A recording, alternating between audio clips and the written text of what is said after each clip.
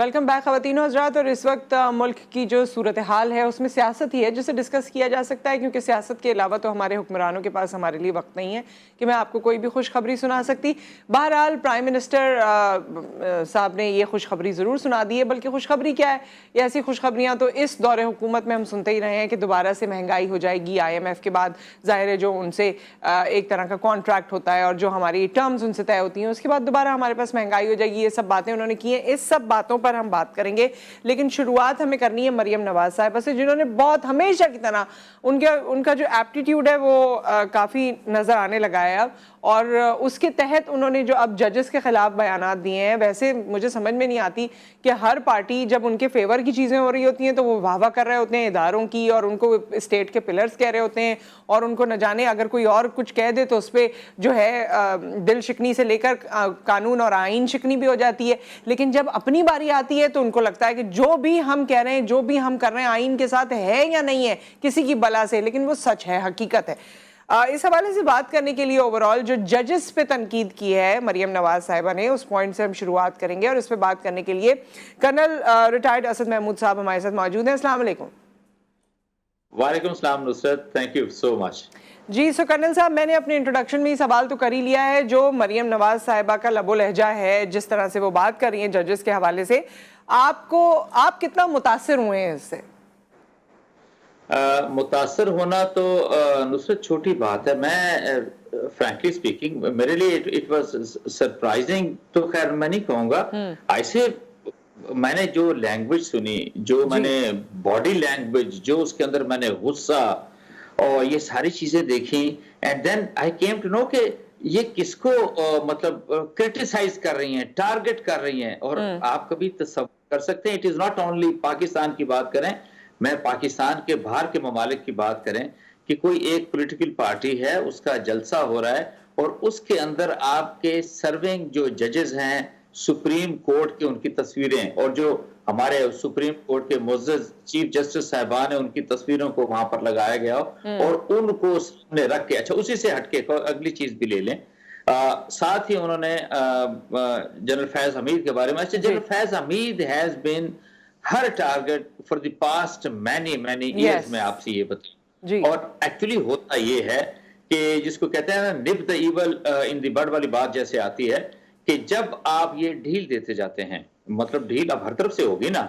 State की तरफ से भी होगी, इंस्टीट्यूशंस की तरफ से भी हो गई, तो होता यह है कि हौसले बुलंद होते जाते हैं। And unfortunately she is the one के जिसको कहते हैं कि हर मौके से फायदा उठाना, मतलब हर मौके से फायदा उठाना, और सिर्फ किस लिए कि जी ये कौम की बेटी है। मतलब फ्रैंकली स्पीकिंग कौम की तो इसके अलावा भी कोई 11-12 करोड़ बेटियां हैं ना, she is not the alone only कि जो कौम की बेटी की बात करते हैं। ठीक है, एक ये है। दूसरी चीज मैं समझता हूं कि now the stage has come, जहां पर अब मेरा ख्याल है ये इस बहुत हो गई, बहुत ज्यादा हो चुकी। It is been hurting for every Pakistani अपने सुप्रीम कोर्ट के जजेस के बारे में, जिस तरह कर्नल साहब वो ये कह रही हैं, उनको जो पॉइंट है ना जो बहुत हर्ट कर रहा है उनको, वो ये कह रही हैं कि ये जो टोला है, ये जो जजेस हैं, इन्होंने मिलके ये ठान रखी है कि ये इमरान खान को वापस लेकर आएंगे। ये तो अगर नुसरत मैं आपसे अर्ज करूं कि अगर इस पार्टी के बस में होता तो ये सुप्रीम कोर्ट के तमाम जजेस को एक साथ साइड पे हटा के, हाई कोर्ट के जजेस को हटा के, तो ये वहां पे सारे के सारे नून लोग के लोगों को, जो पॉलिटिशियंस हैं, उनको बैठाते कि नहीं यू बी द जज, why because this is our government. यहाँ इसको भी छोड़ते हैं। अगर इनके बस में होता तो ये फौज के अंदर भी जो तैनातियां थी वो मुस्लिम लीग के लोगों की कर देती हैं एक लिहाज से। हकीकत में मैं आपको ये बताऊं, सर ये अनफॉर्चुनेट। और एक्चुअली हुआ ये है कि इनका पिछले 40 सालों से किसी तरह का कोई मुहासबा नहीं हुआ ना। अभी नवाज शरीफ को तो सारी जिंदगी के लिए अंदर रहना चाहिए था कि एक serving chief of army staff जो कि जहाज में बैठे हुए हैं और उनको कह रहे हैं जी कि नहीं आपके जहाज में फ्यूल है नहीं है, we are not pushed about it, 189 passengers बैठे हुए हैं। उन्होंने कहा जी कि अगर आपको इंडिया में भी लैंड करना पड़ता है तो आप लैंड करा दें। मतलब आप इनका माइंड सेट देखें, दे आर गिवन। और सच्ची बात और बचपन से हम देख रहे हैं कर्नल साहब, कभी कर्ज उतारो मुल्क सवारो, कभी कोई टैक्सीज आ गई, कभी कुछ हो गया, कभी ये हो गया। वो कर्ज उतारो मुल्क सवारो वाली बहुत पुरानी सी एक बात है, लेकिन उसका क्या हुआ था? वो कर्जा तो आज तक कर्जा तो बढ़ता ही जा रहा है, कौन सा मुल्क संवर गया? और उसके अलावा भी बड़ी सारी चीजें चलती रही। It is very unfortunate. I say कि they are corrupt to the core, they are vultures, मैं इनको कहूंगा, जो इस मुल्क को, सही बात है, लूट के चले गए हैं। मैं एक एग्जांपल आपको देने लगा हूं।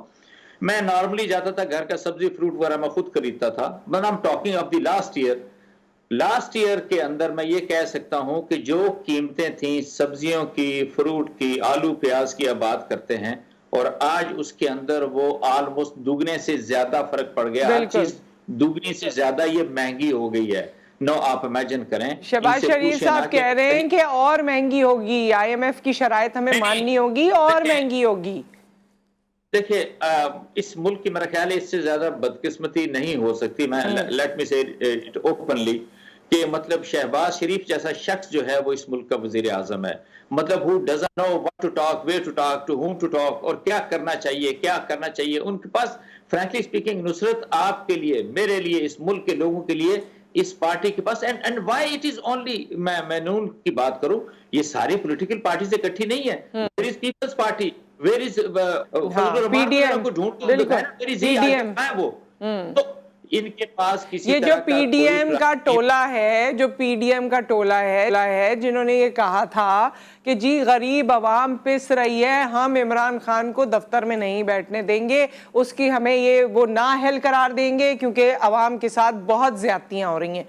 तो ये टोला जब से इख्तिदार में आया है, इन्होंने क्या किया अवाम के साथ? कोई एक चीज भी की है इन्होंने? बिल्कुल। अच्छा, एक तो वो है, किसी तरह के प्लान के साथ ये PDM के लोग नहीं आए, किसी तरह की कोई प्लानिंग नहीं थी। और अभी भी अगर आप देखें तो इनका एक ही मतमा नजर है कि किसी सूरत के अंदर वो जो इनको एक तो NR2 की अक्सर लोग बात करते हैं, एक क्लीन चिट की इनको जरूरत है। मैं सही बात बताऊं, लेकिन एक जनरली कहते हैं कि अगर एक घर चलाना है किसी ने, तो वो देखता है अच्छा मेरी आमदनी कितनी है और मेरे अखराजात कितने हैं। अखराजात ज्यादा होते हैं तो या तो वो अपने खर्चात के अंदर कमी करने की कोशिश करता है या आमदनी बढ़ाता है। इसी को जब आप बढ़ा देते हैं, फैला देते हैं, पूरे मुल्क पे लेकर आते हैं, तो those people who are elected by us, they are responsible कि वो मुल्क के इस चीजों को बैलेंस आउट करें। वो कहें कि जी हमारे अगर इतने खर्चात हैं, हमारी इतनी ही आमदनी होनी चाहिए, और उसका सबसे पहला कट खुद के ऊपर आना चाहिए। अभी अगर 10 महीने के बाद इनको ख्याल आ रहा है, 10.25 महीने के बाद, कि नहीं वो वजीरों की जो तनख्वाहें हैं और वो किसी पक्ष प्रिविलेजेस के बगैर काम नहीं करेंगे, ये झूठ बोलते हैं। उनको तो तनख्वाहों की जरूरत ही नहीं है। Why it is so? Because एक वजीर या मुशीर बैठा है, वो तो अपनी कुर्सी के पैसे वैसे वसूल कर रहा है क्योंकि उनको इजाजत दे दी गई है। Corruption is at the rampage इस वक्त में आपको पूरे मुल्क के अंदर।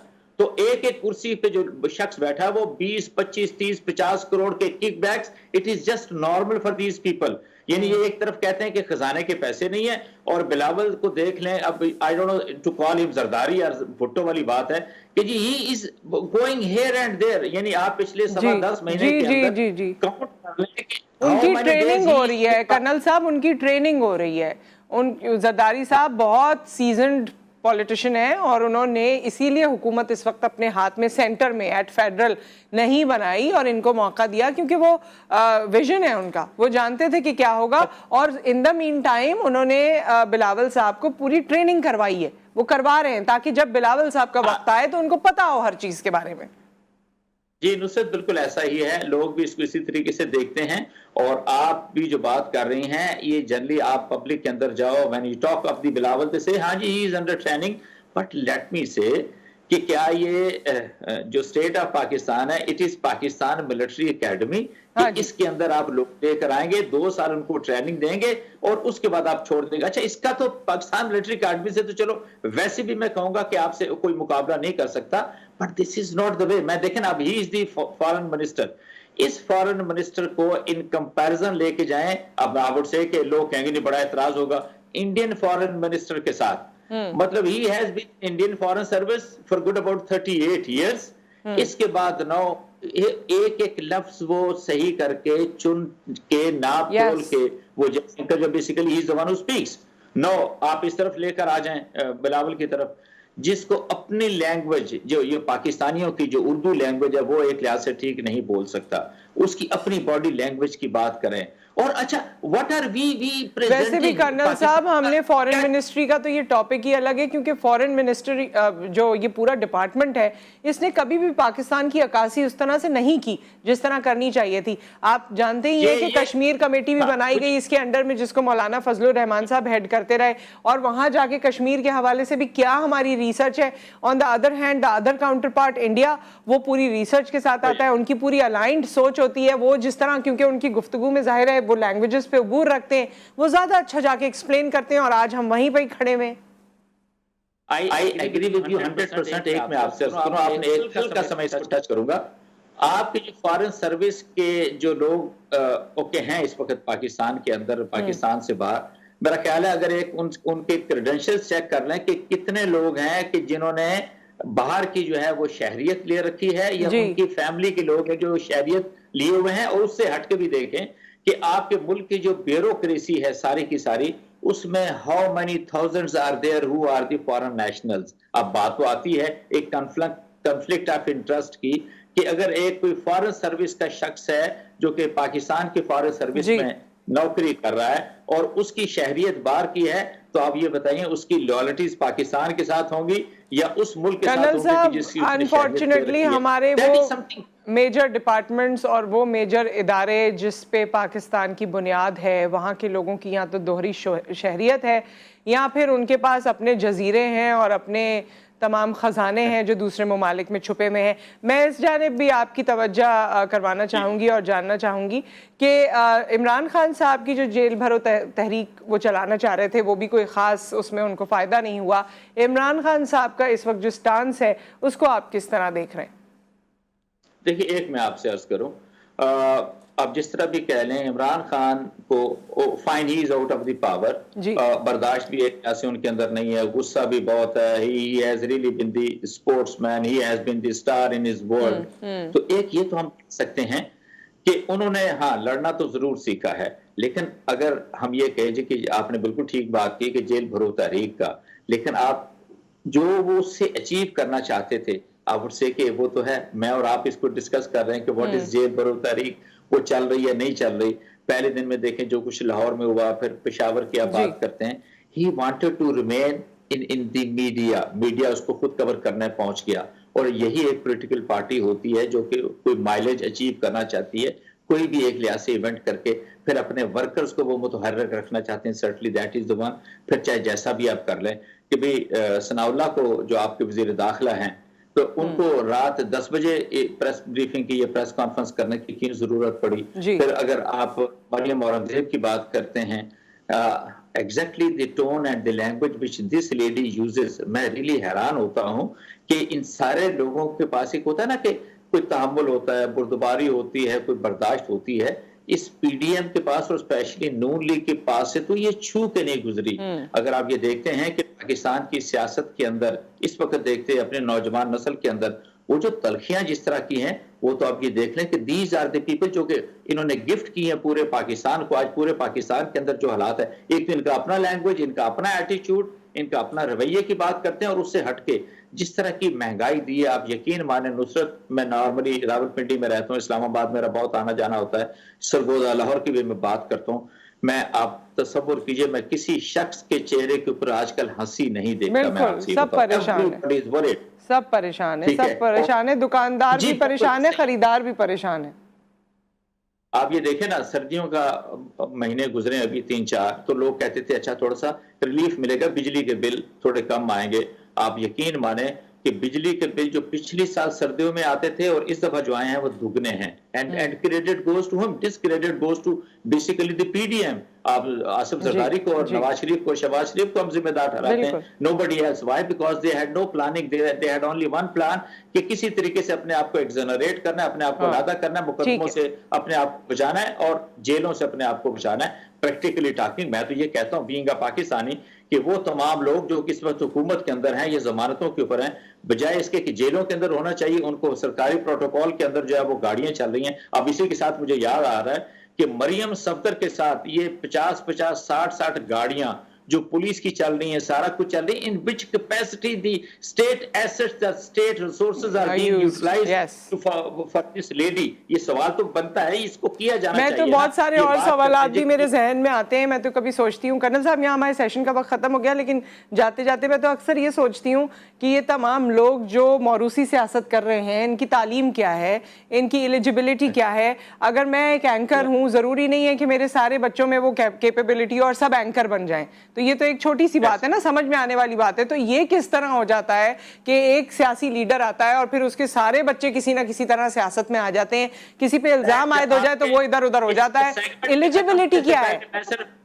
نصرت, میں آپ یہ سیگمنٹ ختم ہونے سے پہلے ایک صرف چیز کہنا چاہوں گا کہ آئیے ہم سب دعا کریں کہ ہمارا سپریم کورٹ ایک بہتر فیصلہ کرے, اس پورے ملک کے اندر الیکشن کسی طریقے سے ہو جائیں, and we are back to normal.